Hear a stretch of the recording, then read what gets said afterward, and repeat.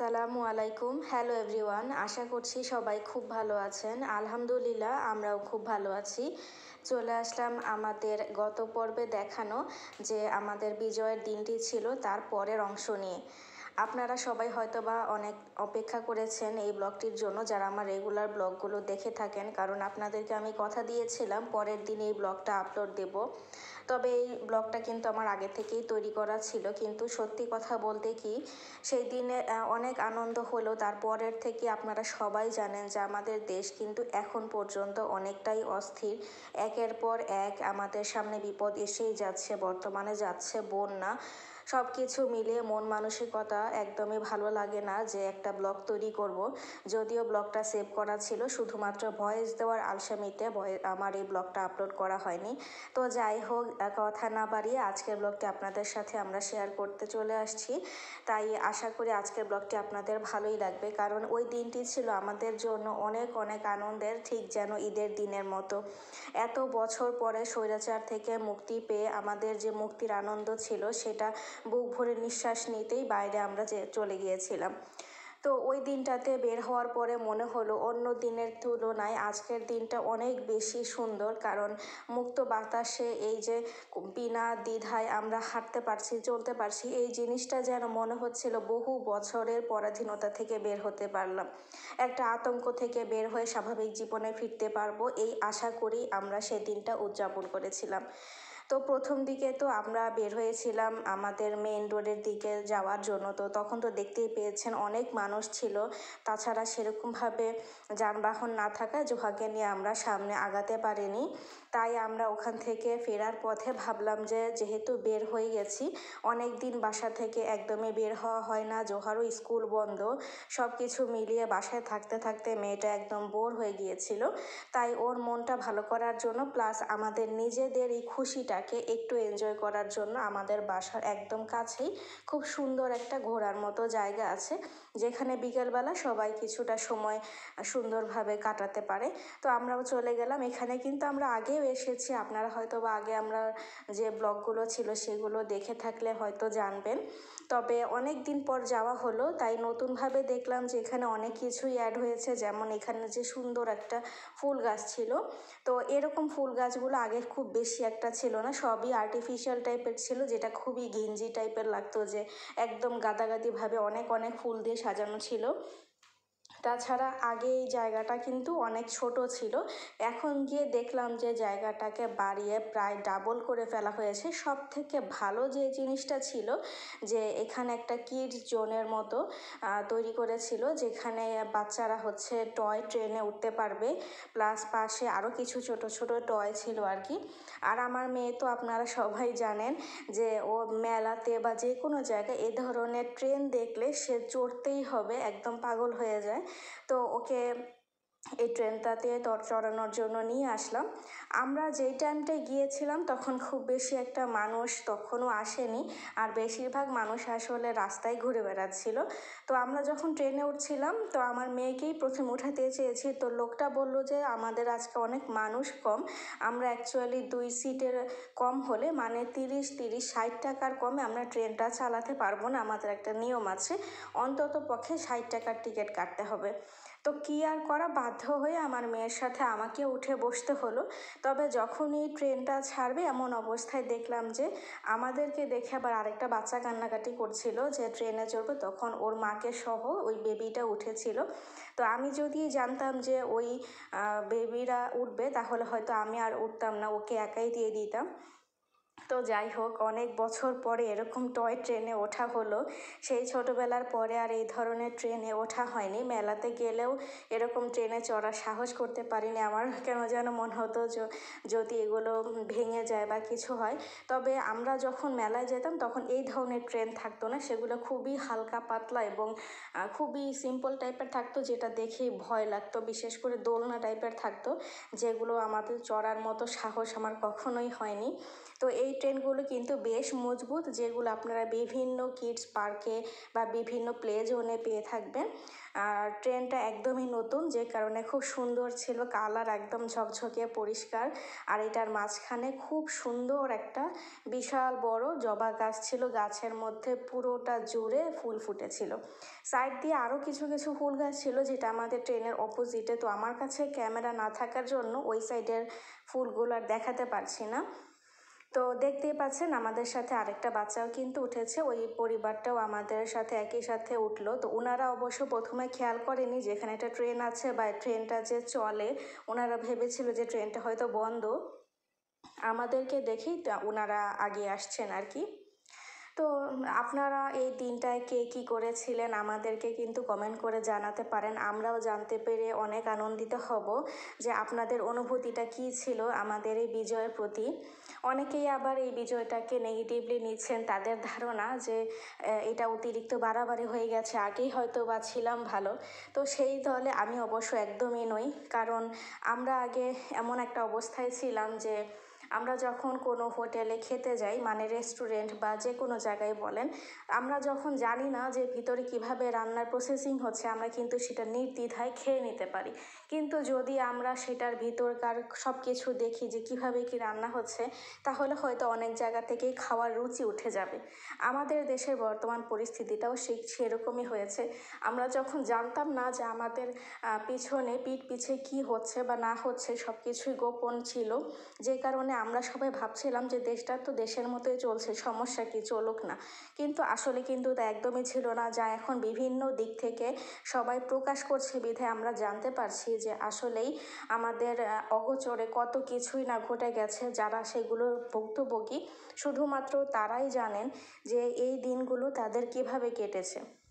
তবে আল্লাহর কাছে লক্ষ কোটি শুকরিয়া যে আমরা এত বছর পরে হলেও এই জিনিসগুলো সব কিছু জানতে পেরেছি, এবং সবাই এতটুকুই দোয়া রাখবেন যেন সামনে আমাদের দেশটা আরও সুন্দর হয়, সবার স্বাধীনতা ফিরে আসে, সবার সুরক্ষার দিকটা যেন নিশ্চিত হয়।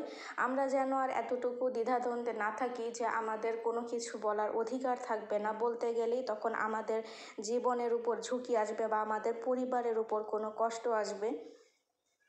এতটুকু স্বাধীনতা আমরা একটা স্বাধীন দেশ হিসেবে তো আশা করতেই পারি, তাই নয় কি? তো সেসব কথা আসলে নাই বলা ভালো, কারণ অনেকেই কোনো কথা বললে সেগুলোকে রাজনৈতিক দিকে নিয়ে যান। আমরা আসলে খুবই ছাপোষা সাধারণ মানুষ, যারা কোনো রাজনীতির ভিতরে নেই, একদমই রাজনীতির ঊর্ধ্বে সাধারণ মানুষের জীবন যেভাবে চলে আমরাও ঠিক সেরকম। আমরা যে জিনিসগুলো ফিল করি বা যেগুলো আমাদের ফেস করতে হয়, সেই জিনিসগুলো সুন্দরভাবে হোক, আমাদের শুধু এতটুকুই কাম্য।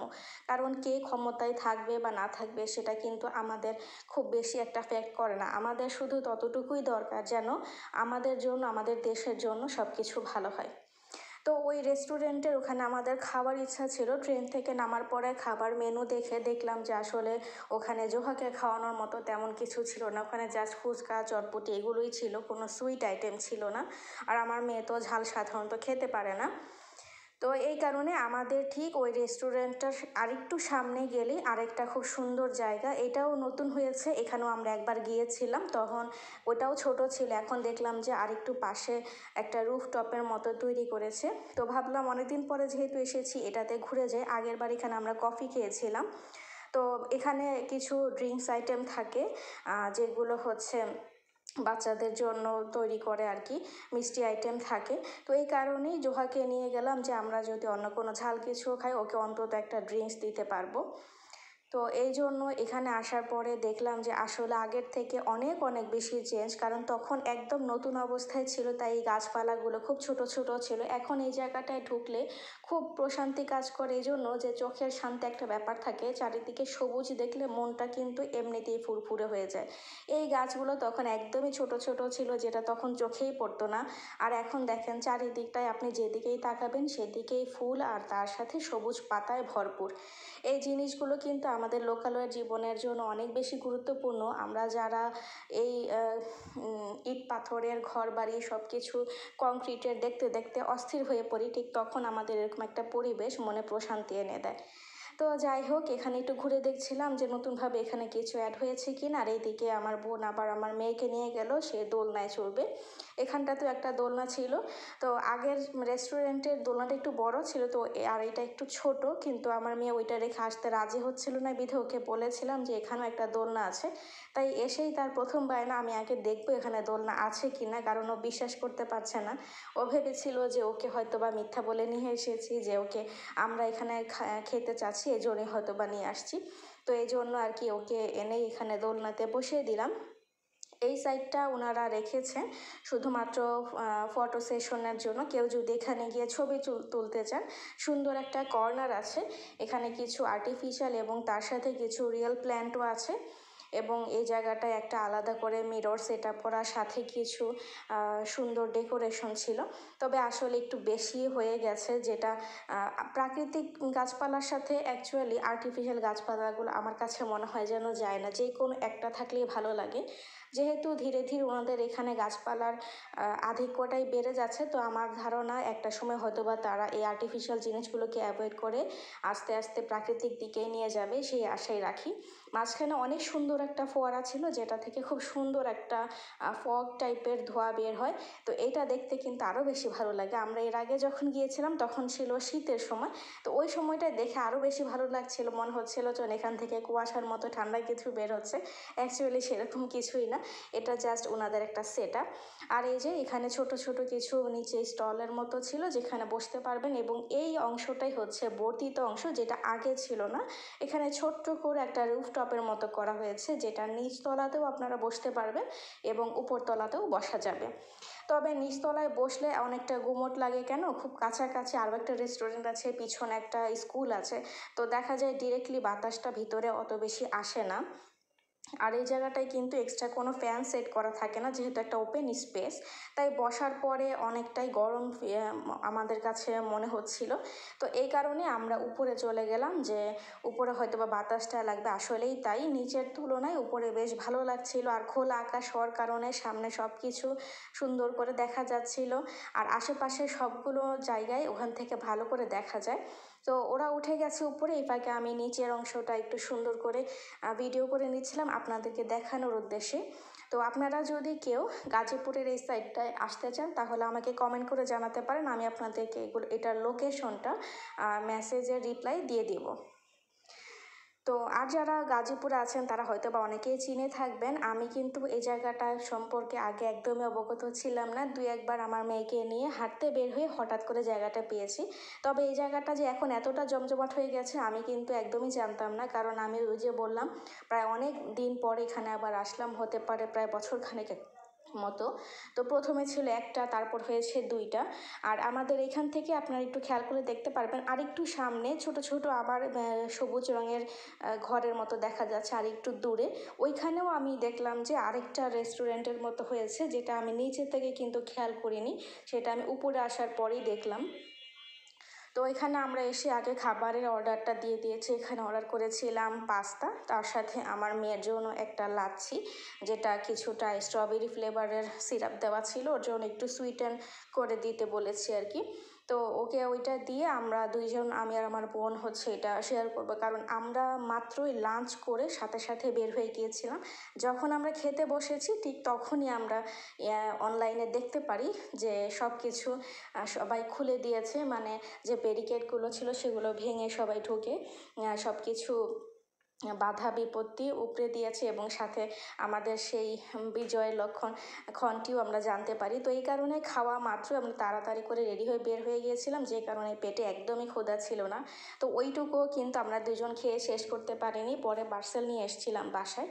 আর ওখান থেকে নেমে আমরা পাশে যে নতুন রিসোর্টের মতো হয়েছে একটা ছোট্ট রেস্টুরেন্ট খোলামেলা, ওখানে আমরা দেখতে গেলাম যে ভিতরটা কেমন, কারণ এখানে তাকে কখনো আসা হয়নি।